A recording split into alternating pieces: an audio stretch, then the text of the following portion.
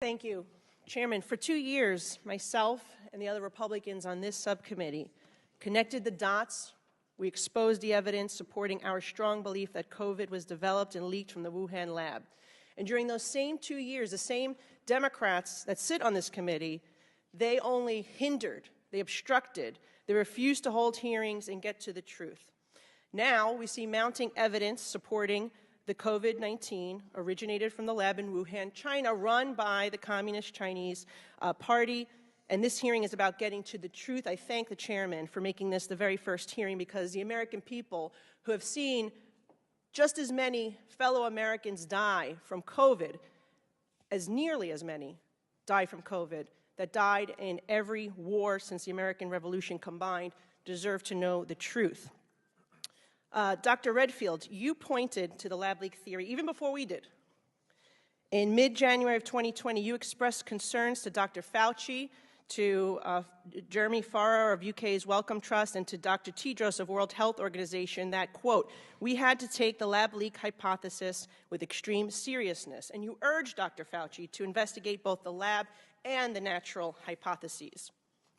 Shortly thereafter, on February 1st, Farrar convened a meeting of a group of 11 top scientists across 5 time zones and asked Dr. Fauci to join, and he wrote, quote, my preference is to keep this group really tight.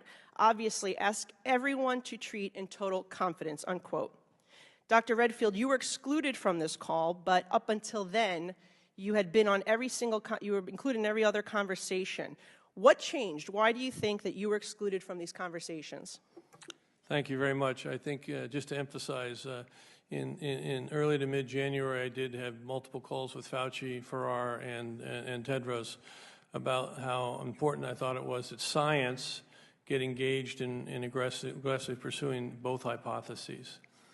I also expressed, as a clinical virologist, that I felt it was not scientifically plausible that this virus went from a bat to humans and became one of the most infectious viruses that we have for humans. All viruses are not the same.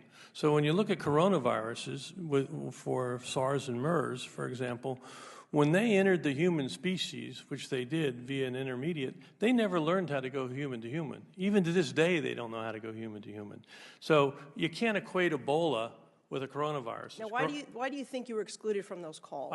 Because it was told to me that they wanted a single narrative and that I obviously had a different point of view. Okay. In emails following the conference call, 4 of the 11 scientists told Fauci that they all found the genetic sequence inconsistent with expectations from evolutionary theory, basically what you're saying. However, just 3 days later, these 4 scientists had drafted a paper arguing the exact opposite, and that's now the infamous proximal origin of SARS-CoV-2. Our investigations show that this paper was prompted by Dr. Fauci, among others, with a goal to disprove the lab leak theory. What is the likelihood that these scientists came across additional information just 3 days after making these statements to conclude with such certainty that COVID-19 came from nature instead of the lab leak that they thought it was 3 days earlier?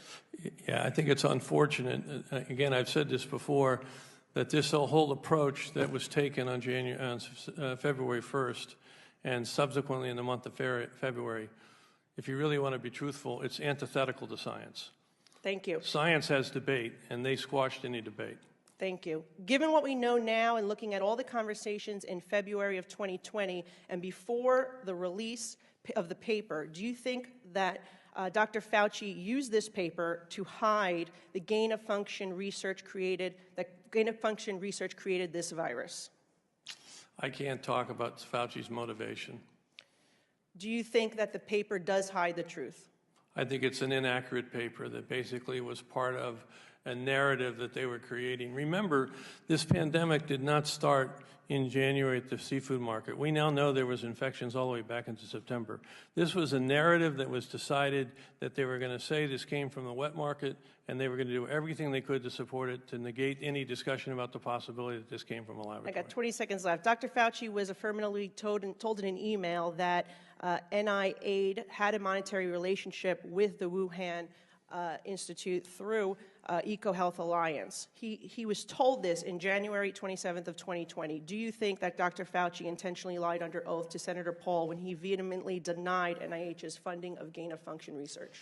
I think there's no doubt that NIH was funding gain-of-function research. Is it likely that American tax dollars funded the gain-of-function research that created this virus?